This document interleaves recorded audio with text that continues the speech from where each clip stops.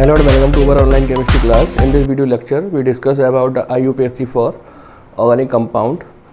IUPAC topic 10th standard से start होकर के हायर लेवल तक यूज़ होता है और कहीं ना कहीं इस टॉपिक पर स्टूडेंट्स को प्रॉब्लम रहती ही है। इसका कारण ये है कि IUPAC टॉपिक एक बहुत ही विस्तृत कंटेंट रखता है और स्कूल टाइम के दौरान इस कंटेंट की स्टडी हम नहीं कर पाते हैं। तो आज इस वीडियो लेक्चर के द्वारा हम IUPAC टॉपिक को समझने की कोशिश करेंगे। IUPAC टॉपिक को समझने के लिए हमने इसको बहुत ही बेसिक लेवल से स्टार्ट किया है। वीडियो लेक्चर में हम इन बेसिक लेवल्स को समझेंगे और छोटे छोटे वीडियो लेक्चर्स के द्वारा हम इसकी स्टडी करेंगे। सबसे पहले हम ये समझने का प्रयास करेंगे कि 1 degree, 2 degree, 3 degree and 4 degree carbon atoms क्या होते हैं, सिमेट्रिक एसिमेट्रिक कार्बन एटम्स क्या होते हैं, अल्फा बीटा गामा एटम्स क्या होते हैं और उनकी पहचान हम किस प्रकार से कर सकते हैं, ऑर्गेनिक कंपाउंड्स को किस प्रकार से क्लासिफाई करते हैं और ऐसा क्यों है कि ऑर्गेनिक कंपाउंड्स बहुत ज़्यादा मात्रा में पाए जाते हैं। तो आइए स्टार्ट करते हैं IUPAC के छोटे छोटे लेवल्स जिनको हम अपने छोटे छोटे वीडियो लेक्चर्स के द्वारा स्टडी करेंगे। IUPAC टॉपिक की शुरुआत 10th स्टैंडर्ड से ही हो जाती है। हम जानते हैं कि organic compounds carbon containing compounds होते हैं। कार्बन का एटॉमिक नंबर 6 और इलेक्ट्रॉनिक कोएफिशिएंट 2 और 4 होता है। हम कह सकते हैं कि कार्बन के आउटर मोस्ट में 4 इलेक्ट्रॉन्स हैं और इस प्रकार कार्बन टेट्रावैलेंट है, अर्थात उसकी वैलेंसी या संयोजकता 4 होती है। अपनी वैलेंसी के कारण ये अन्य तत्वों से जुड़ जाता है और इसकी एक विशेषता ये होती है कि कार्बन कार्बन के साथ जुड़ करके लंबी लंबी चेन्स बना लेता है, जिसको इसकी कैडिनेशन प्रॉपर्टी कहते हैं। इन सब की स्टडी हमने अपने 10th क्लास के video lecture carbon and its compound में भली भांति की हुई है। फिर भी रिवीजन के पॉइंट ऑफ व्यू से हमने इसको फिर से यहाँ पर डिस्कस किया। तो कार्बन की टेट्रावैलेंसी के कारण और कैडिनेशन प्रॉपर्टी के कारण कार्बन के बहुत अधिक कंपाउंड्स पाए जाते हैं। इन कंपाउंड्स के नाम देने के लिए हम जिस सिस्टम का यूज़ करते हैं उसको हम IUPAC सिस्टम कहते हैं। सामने बने हुए क्लासिफिकेशन ऑफ ऑर्गेनिक कंपाउंड्स के चार्ट में आप ऑर्गेनिक कंपाउंड का क्लासिफिकेशन समझ रहे होंगे। ऑर्गेनिक कंपाउंड्स को 2 प्रकार से क्लासिफाई किया जा सकता है, open chain compounds and close chain compounds of carbon. Open chain compounds of carbon aliphatic कहलाते हैं, जबकि close chain compounds of carbon को हम 2 भागों में फिर से डिवाइड कर सकते हैं, हेटेरोसाइक्लिक एंड होमोसाइक्लिक। तो सबसे पहले हम ओपन चेन कंपाउंड्स अर्थात एलिफेटिक्स की बात करते हैं। इनको हम फिर से 2 प्रकार से क्लासिफाई कर सकते हैं, saturated and unsaturated. Saturated carbon compound वह कार्बन कंपाउंड्स होते हैं जिनमें कि कार्बन सिंगल बॉन्ड से जुड़ा हुआ होता है।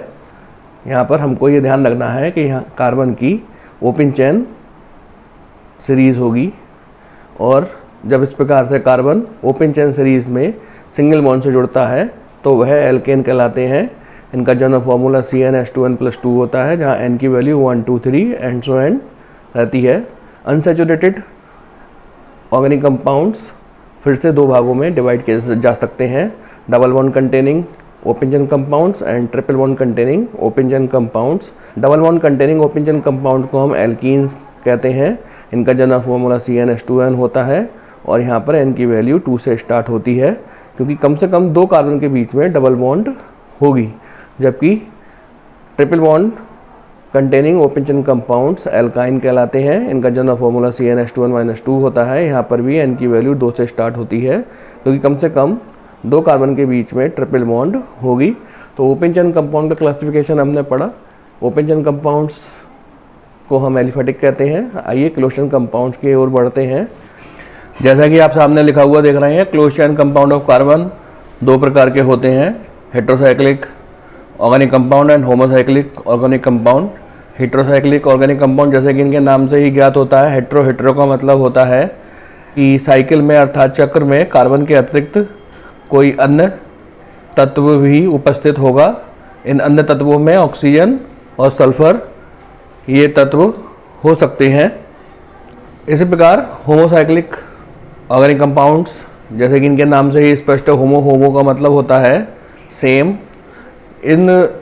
इस प्रकार के क्लोज चेन ऑर्गेनिक कंपाउंड्स में केवल कार्बन और हाइड्रोजन एलिमेंट ही उपस्थित होंगे। ये पुनः दो प्रकार के होते हैं, एसाइक्लिक और एरोमेटिक ऑर्गेनिक कंपाउंड।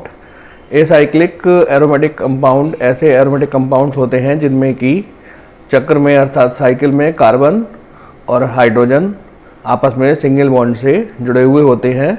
इनको हम सैचुरेटेड क्लोज चेन कंपाउंड भी कह सकते हैं। इसी प्रकार से एरोमेटिक ऑर्गेनिक कंपाउंड ऐसे ऑर्गेनिक कंपाउंड्स होते हैं जिनमें कि बेंजीन न्यूक्लियस पाया जाता है। इनको बेंजोनाइड ऑर्गेनिक कंपाउंड्स भी कहते हैं।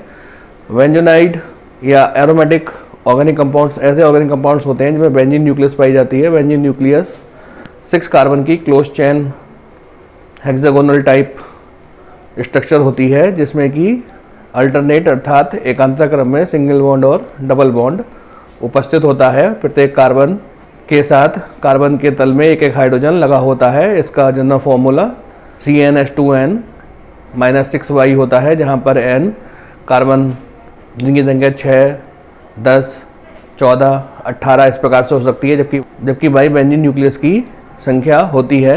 इनको हम एरीन कहते हैं। ये दो प्रकार के हो सकते हैं, मोनो बेंजोनाइड और पॉली बेंजोनाइड। इनका डिस्कशन हम आगे करेंगे। तो ये हमारा ऑर्गेनिक कंपाउंड्स का क्लासिफिकेशन था। ऑर्गेनिक कंपाउंड्स को हमने दो प्रकार से डिवाइड किया, open chain organic compound and close chain organic compounds. Organic compounds के क्लासिफिकेशन को हमने समझा। आइए इनके स्ट्रक्चर्स के बारे में 1 बाई 1 डिस्कशन करते हैं। जैसे कि सामने आप ग्रीन बोर्ड पर लिखा हुआ देख सकते हैं, open chain compounds. Open chain compound को हमने 3 कार्बन एटम वाले ओपन चेन कंपाउंड लिए हैं, जिसमें पहला एल्केन है क्योंकि इसमें सभी कार्बन एटम आपस में सिंगल बॉन्ड से जुड़े हुए हैं, जबकि दूसरा और तीसरा एल्कीन और एल्काइन कैटेगरी के अंतर्गत आता है। इनको हम कंडेंस फॉर्म में इस प्रकार से शो कर सकते हैं। यहाँ पर जितने भी आप कॉर्नर देख रहे होंगे ये सभी कार्बन को प्रदर्शित करते हैं। तो इस प्रकार से यहाँ पर ये 3 कार्बन एटम का एल्केन है और यहाँ पर इसका ये कंडेंस फॉर्मूला हमने यहाँ पर लिख रखा है। इसी प्रकार से यदि हमें एल्कीन को शो करना होगा तो यहाँ पर ये 3 कार्बन हमने यहाँ पर शो कर रखे हैं, और चूंकि यहाँ पर double bond carbon containing compounds हैं तो ये हमने यहाँ पर इस प्रकार से डबल बॉन्ड को शो कर दिया। इसी प्रकार से हम एल्काइन को भी शो कर सकते हैं। इस प्रकार से ये यहाँ पर ट्रिपल बॉन्ड यहाँ पर कार्बन कार्बन के बीच में आ गई है। तो ये ओपन चेन कंपाउंड्स के कंडेंस फॉर्मूले लिखने के कुछ मेथड है। सामने ग्रीन बोर्ड पर आप 4 कार्बन एटम और 6 carbon atom containing organic compounds देख रहे होंगे। इनको हम इस प्रकार से कंडेंस फॉर्म में लिख सकते हैं।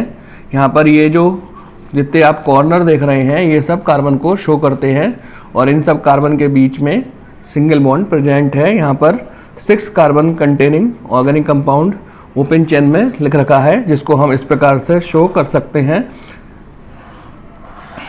1, 2, 3, 4, 5 एंड 6। तो इस प्रकार से हमको ओपन चेन ऑर्गेनिक कंपाउंड्स के मॉलिक्यूलर फार्मूला, स्ट्रक्चर फार्मूला और कंडेंस फार्मूला हम इनका लिख सकते हैं। आइए क्लोज चेन ऑर्गेनिक कंपाउंड की स्टडी करते हैं। सामने ग्रीन बोर्ड पर आप क्लोज चेन ऑर्गेनिक कंपाउंड्स लिखे हुए देख सकते हैं।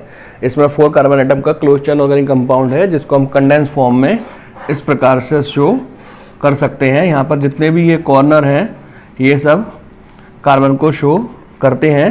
ये वाला 5 carbon containing close chain organic compound है, इसको हम इस प्रकार से पेंटागोनल फॉर्म में शो कर सकते हैं।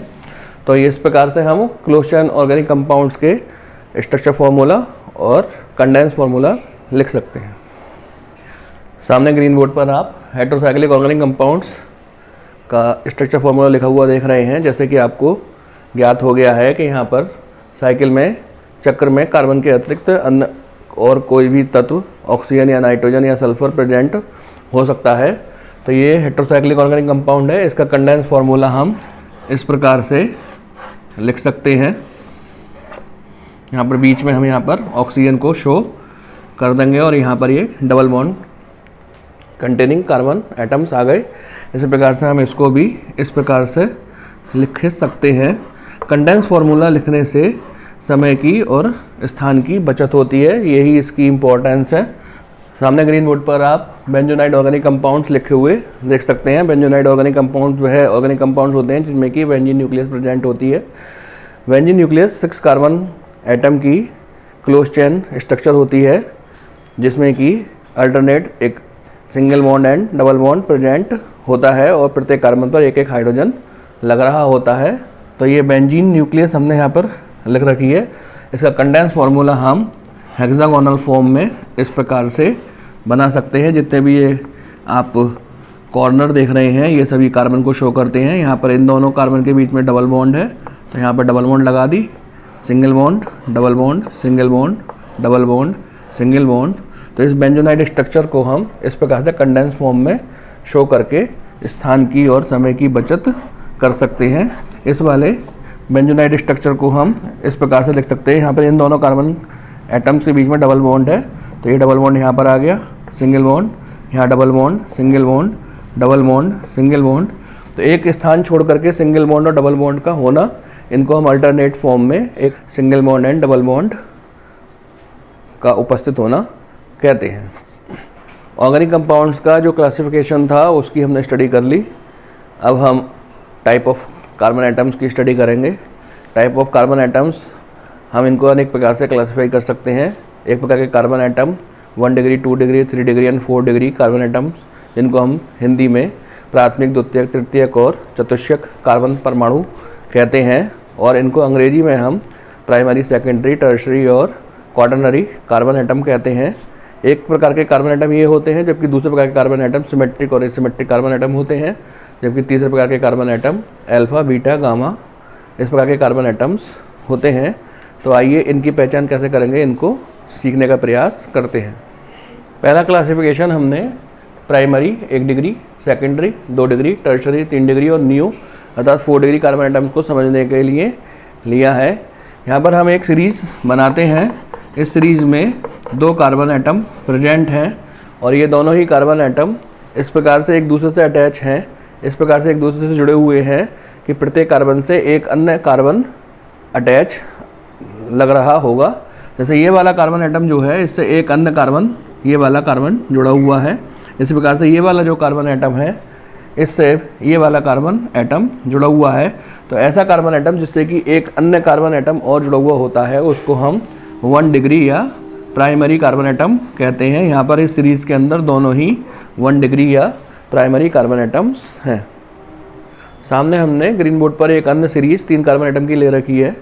इस सीरीज़ में आपको टोटल 3 कार्बन एटम दिखाई दे रहे होंगे। इनको हम 2 कैटेगरी में डिवाइड कर सकते हैं। कुछ कार्बन एटम इस प्रकार से हैं जो कि एक अन्य कार्बन एटम से जुड़े हुए हैं, जबकि कुछ कार्बन एटम इस प्रकार से हैं जो कि अपने साथ लेफ्ट हैंड और राइट हैंड में 2 कार्बन एटम से जुड़े हुए हैं। जैसे ये वाला जो कार्बन एटम है ये एक अन्य कार्बन से जुड़ा हुआ है जो कि ये है। इसी प्रकार से ये जो कॉर्नर वाला कार्बन एटम है ये भी एक अन्य कार्बन एटम से जुड़ा हुआ है जो कि ये है। जबकि ये जो मिडिल कार्बन एटम है ये इस प्रकार का कार्बन एटम है जो अपने साथ 2 अन्य कार्बन एटम्स को अटैच करे हुए है। तो वह कार्बन एटम जो कि एक अन्य कार्बन एटम को अपने साथ जोड़े हुए होता है उसको हम 1 डिग्री कार्बन एटम कहते हैं। ये दोनों 1 डिग्री कार्बन एटम हैं। जबकि ये जो मिडिल कार्बन एटम है इसके साथ 2 अन्य कार्बन एटम अटैच हैं लेफ्ट हैंड साइड में और राइट हैंड साइड में। तो ये वाला जो कार्बन एटम है ये 2 डिग्री कार्बन एटम या सेकेंडरी कार्बन एटम कहलाएगा। सामने ग्रीन बोर्ड पर आप 5 कार्बन एटम की एक सीरीज़ देख रहे होंगे। इस 5 कार्बन एटम की सीरीज़ में 3 प्रकार के कार्बन एटम प्रेजेंट हैं। कुछ कार्बन एटम ऐसे हैं जो कि एक अन्य कार्बन एटम से जुड़े हुए हैं। ये जो कॉर्नर वाले कार्बन एटम हैं ये एक अन्य कार्बन एटम से जुड़े हुए हैं, तो इनको हम 1 डिग्री कार्बन एटम या प्राइमरी कार्बन एटम बोल देंगे। जबकि ये वाला जो कार्बन एटम है ये अपने साथ 2 अन्य कार्बन एटम को जोड़े हुए है, एक इसके लेफ्ट हैंड साइड में है, एक इसके राइट हैंड साइड में है, तो हम इसको 2 डिग्री कार्बन एटम या सेकेंडरी कार्बन एटम बोलेंगे। जबकि ये वाला जो कार्बन एटम है ये अपने साथ 3 अन्य कार्बन एटम्स को जोड़े हुए है, तो इस कार्बन एटम को हम टर्शरी या फिर 3 डिग्री कार्बन एटम बोलेंगे। तो 3 डिग्री कार्बन एटम वह कार्बन एटम होते हैं जो कि अपने साथ 3 अन्य कार्बन एटम को अटैच करे हुए या जोड़े हुए होते हैं। सामने ग्रीन बोर्ड पर आप एक और सीरीज लिखी हुई देख रहे होंगे, जिसमें कि आपको एक अन्य प्रकार का कार्बन एटम, जिसको कि हम 4 डिग्री कार्बन एटम कह सकते हैं, या हम इसको नियो कार्बन एटम भी कह सकते हैं। 4 डिग्री कार्बन एटम या क्वाड्रेटिक कार्बन एटम वह कार्बन एटम होते हैं जो कि अपने साथ 4 अन्य कार्बन एटम को जोड़े हुए होते हैं। आपको स्पष्ट दिखाई दे रहा होगा कि ये वाला जो कार्बन एटम है ये अपने साथ 4 अन्य कार्बन एटम्स को जोड़े हुए है, एक इसके लेफ्ट हैंड साइड में, एक राइट हैंड साइड में, एक ऊपर और एक नीचे। तो ये वाला जो कार्बन एटम है इसको हम 4 डिग्री कार्बन एटम या नियो या फिर क्वाड्रेटिक कार्बन एटम बोलेंगे। जबकि ये वाला जो कार्बन एटम है ये अपने साथ 3 अन्य कार्बन एटम्स को अटैच करे हुए है, जिसको हम 3 डिग्री कार्बन एटम बोल देंगे। जबकि ये वाला जो कार्बन एटम है ये 2 डिग्री कार्बन एटम है, जो कि अपने साथ 2 अन्य कार्बन एटम्स को अटैच किए हुए है। बाकी जितने भी इसके अंदर कार्बन एटम बचे वह सब प्राइमरी कार्बन एटम या 1 डिग्री कार्बन परमाणु के रूप में लिखे जा सकते हैं। तो इस सीरीज़ में आपने कार्बन एटम का पहला क्लासिफिकेशन, जिसमें कि हमने कार्बन एटम्स को प्राइमरी, सेकेंडरी, टर्शियरी और क्वाटरनरी के रूप में क्लासिफाई किया, उसको आपने समझने का प्रयास किया। Next type carbon atom alpha, beta, gamma carbon atom है। जैसे कि आप सामने ग्रीन बोर्ड पर लिखा हुआ देख सकते हैं। इसको समझाने के लिए हमने एक सीरीज़ लिखी है और लास्ट में हमने एक क्रियात्मक समूह अर्थात फंक्शनल ग्रुप जोड़ रखा है। तो क्रियात्मक समूह से जुड़ने वाले कार्बन एटम को हम अल्फा कार्बन एटम कहते हैं। अल्फा कार्बन एटम पर जितने हाइड्रोजन अटैच होते हैं उनको हम अल्फा हाइड्रोजन एटम कहते हैं। तो जब हम कैनिजारो रिएक्शन या क्रॉस कैनिजारो रिएक्शन की स्टडी करते हैं तो वहाँ पर अल्फा हाइड्रोजन एटम की आवश्यकता होती है। तो अल्फा कार्बन एटम को फिर से एक बार समझ लीजिएगा। अल्फा कार्बन एटम वह कार्बन एटम होते हैं जो कि क्रियात्मक समूह अर्थात फंक्शनल ग्रुप से जुड़े हुए होते हैं। सामने सीरीज़ में आपने फंक्शनल ग्रुप के रूप में CHO group, COOH group, NH2 group, NO2 group, ketone group जिसे कि C double bond O group कहा गया है, ईथर ग्रुप, डाइवैलेंट ऑक्सीजन, ये सब आप लिखे हुए देख रहे होंगे। तो फंक्शनल ग्रुप से जुड़े हुए कार्बन परमाणु को, कार्बन एटम को हम अल्फा कार्बन एटम कहते हैं। और अल्फा कार्बन एटम पर जो हाइड्रोजन अटैच होते हैं उनको हम अल्फा हाइड्रोजन एटम कहते हैं। इसी प्रकार से यदि हम बीटा कार्बन एटम की बात करते हैं तो अल्फा कार्बन एटम से जो कार्बन एटम जुड़ा हुआ है उसको हम बीटा कार्बन एटम कहते हैं। और बीटा कार्बन एटम पर जो हाइड्रोजन जुड़े हुए होते हैं उसको हम बीटा हाइड्रोजन एटम कहते हैं। बीटा कार्बन परमाणु से लगे हुए कार्बन एटम को हम गामा कार्बन एटम कहते हैं। इससे आगे भी ऐसे ही चलते चले जाते हैं। इसी प्रकार से डेल्टा कार्बन एटम की बात हम कर सकते हैं। तो जैसा आपने समझा, ये वाला जो क्रियात्मक समूह है, फंक्शनल ग्रुप है, इससे लगे हुए कार्बन एटम को हम अल्फा कार्बन एटम कह देंगे। अल्फा कार्बन एटम से लगे हुए कार्बन एटम को हम बीटा कार्बन एटम बोल देंगे। और बीटा कार्बन एटम से लगे हुए कार्बन एटम को हम गामा कार्बन एटम बोल देंगे। यदि गामा कार्बन एटम पर भी कोई कार्बन अटैच होता तो हम उसको डेल्टा कार्बन एटम कह देते। अल्फा कार्बन एटम पर जो हाइड्रोजन लगे हुए होते हैं उसको हम अल्फा हाइड्रोजन कहते हैं। इसी प्रकार से बीटा हाइड्रोजन, गामा हाइड्रोजन के बारे में भी कहा जा सकता है। Next type carbon atom symmetric carbon atom है। इसको हम कायरल कार्बन एटम भी बोलते हैं। तो कोई ऐसा कार्बन एटम जिस पर कि लगने वाले चारों ग्रुप या फिर एटम डिफरेंट होते हैं उसको हम सिमेट्रिक कार्बन एटम बोलते हैं। जब हम ऑप्टिकल आइसोमेरिज्म पढ़ते हैं तो वहाँ पर इसका काफ़ी यूज़ होता है। जैसे कि सामने आप ग्रीन बोर्ड पर इसका एक एग्जाम्पल लैक्टिक एसिड के रूप में देख रहे होंगे। लैक्टिक एसिड का ये जो कार्बन एटम है जिसके ऊपर मैंने स्टार लगा दिया है, ये एसिमेट्रिक कार्बन एटम है। इस पर लगने वाले चारों ही ग्रुप या एटम्स डिफरेंट हैं। इसके राइट हैंड साइड में हाइड्रोजन, लेफ्ट हैंड साइड में हाइड्रोक्साइड ग्रुप, ऊपर की ओर मिथाइल ग्रुप और नीचे की ओर COOH ग्रुप लग रहा है। तो ऐसे कार्बन एटम जिस पर कि लगने वाले चारों ग्रुप या एटम डिफरेंट होते हैं उसको हम कायरल कार्बन एटम या फिर सिमेट्रिक कार्बन एटम कहते हैं। Next type carbon atom vinylic, allylic और बेंजाइलिक कार्बन एटम है। इसको समझने के लिए हमने कुछ एग्जाम्पल सामने ग्रीन बोर्ड पर लिख रखे हैं। ऐसा कार्बन एटम जो कि डायरेक्ट डबल बॉन्ड से अटैच होता है उसको हम बेनाइलिक कार्बन एटम कहते हैं। जैसे कि सामने CH2 डबल बॉन्ड CH। तो ये वाला जो कार्बन एटम है इसको हम बेनाइलिक कार्बन एटम बोलेंगे। जबकि एलाइलिक कार्बन एटम ऐसा कार्बन एटम होता है जो कि नेक्स्ट टू डबल बॉन्ड हो। जैसा कि आप सामने ग्रीन बोर्ड पर देख सकते हैं, ये वाला जो कार्बन एटम है इसकी इसको हम एलाइलिक कार्बन एटम बोलेंगे, क्योंकि इससे अगले वाले कार्बन एटम पर डबल बॉन्ड उपस्थित है। तीसरे प्रकार का जो कार्बन एटम है उसको हम बेंजाइलिक कार्बन एटम बोलेंगे।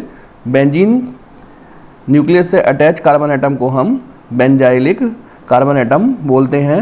यहाँ पर जो ये बेंजाइलिक कार्बन एटम है, एलाइलिक कार्बन एटम है और बेनाइलिक कार्बन एटम है, आप इनकी बैलेंसी देख रहे होंगे जो कि इनकम्प्लीट है। आपको यहाँ पर इनकी बैलेंसी में एक बैलेंसी कम दिखाई दे रही होगी।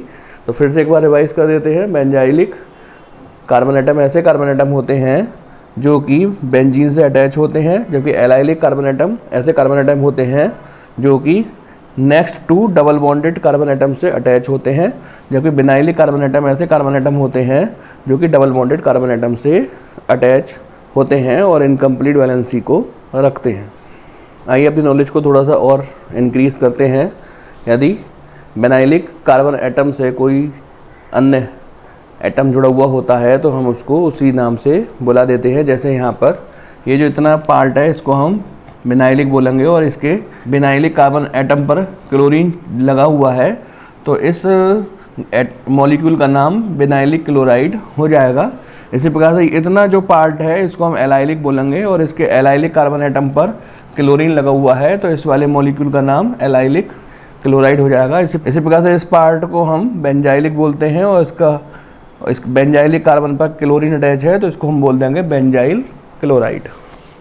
तो ये कुछ पुराने नाम देने के तरीके हैं जो कि कभी कभी इसी प्रकार से लिख करके आ जाते हैं और उनके IUPAC नाम पूछ लिया जाता है, तो वहाँ पर ये इसकी सहायता से हम IUPAC ज्ञात कर सकते हैं। टाइप ऑफ कार्बन एटम हम सब समझ चुके हैं। आइए अब टाइप ऑफ एल्कोहल समझते हैं। एल्कोहल के बारे में आप जानते हैं, यदि किसी मॉलिक्यूल में OH ग्रुप प्रेजेंट होता है तो उसको हम एल्कोहल कहते हैं। एल्कोहल का जो क्लासिफिकेशन है वो नंबर ऑफ़ OH ग्रुप पर डिपेंड है। नंबर ऑफ़ OH ग्रुप के बेस पर एल्कोहल 4 प्रकार के होते हैं: mono alcohol, di alcohol, tri alcohol and poly alcohol. जैसे कि आपको नाम से ही स्पष्ट हो रहा होगा, मोनो एल्कोहल वह एल्कोहल होते हैं जिनमें कि एक OH ग्रुप प्रेजेंट होता है। जैसे कि आप सामने ग्रीन बोर्ड पर देख सकते हैं CH3OH, ये एक मोनो एल्कोहल है क्योंकि इसमें एक OH ग्रुप उपस्थित है। इसी प्रकार से CH3CH2OH ये भी एक मोनो एल्कोहल है।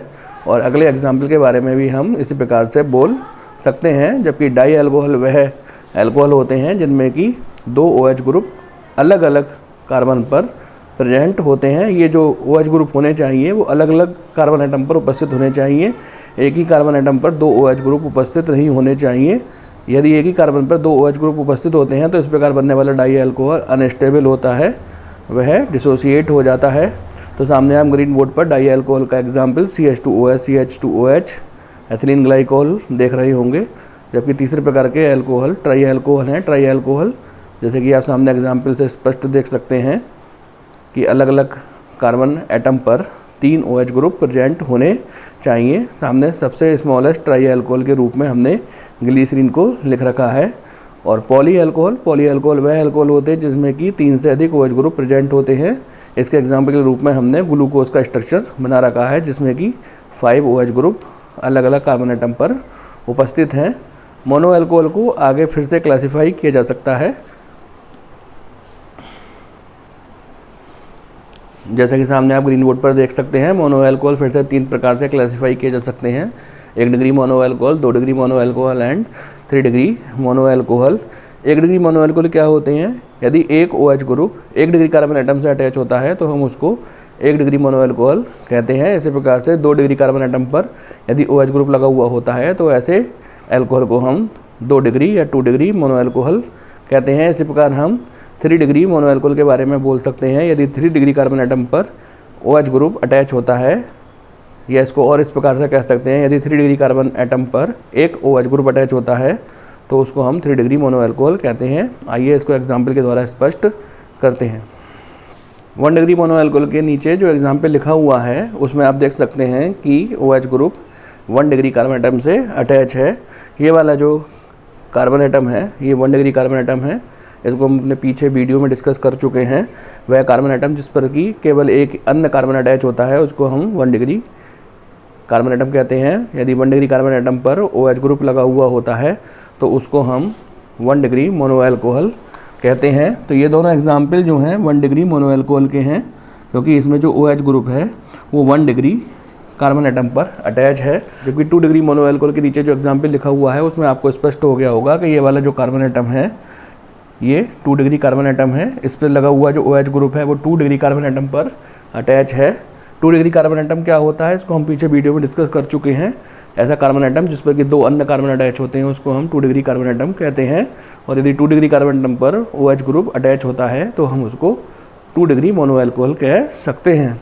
इसी प्रकार से 3 डिग्री मोनो अल्कोहल में जब 3 डिग्री कार्बन एटम पर एक OH ग्रुप अटैच होता है तो वह अल्कोहल 3 डिग्री मोनो अल्कोहल कहलाता है। ये वाला जो कार्बन एटम है ये 3 डिग्री कार्बन एटम है और इस पर OH ग्रुप अटैच है, तो हम कह सकते हैं कि ये 3 डिग्री मोनो अल्कोहल का एक अच्छा एग्जाम्पल है। आइए अमीन के बारे में समझते हैं। अमीन क्या होते हैं। यदि किसी मॉलिक्यूल पर NH2 ग्रुप अटैच होता है तो ऐसे मॉलिक्यूल को हम अमीन कहते हैं। अमीन का क्लासिफिकेशन हम निम्न प्रकार से कर सकते हैं, जैसे कि आप सामने ग्रीन बोर्ड पर देख सकते हैं। 1 degree amine, 2 degree amine, 3 degree amine. Amine का क्लासिफिकेशन समझने से पहले हमको अमोनिया का स्ट्रक्चर समझना होगा। ये सामने अमोनिया का स्ट्रक्चर लिखा हुआ है जिस पर कि एक ही नाइट्रोजन परमाणु पर 3 हाइड्रोजन अटैच हैं। यदि हम हाइड्रोजन एटम्स को हटा करके उनके स्थान पर एल्काइल ग्रुप जोड़ते चले जाएंगे तो हमको 1 डिग्री अमीन, 2 डिग्री अमीन और 3 डिग्री अमीन प्राप्त हो जाएंगे, जैसे कि आप सामने ग्रीन बोर्ड पर देख सकते हैं।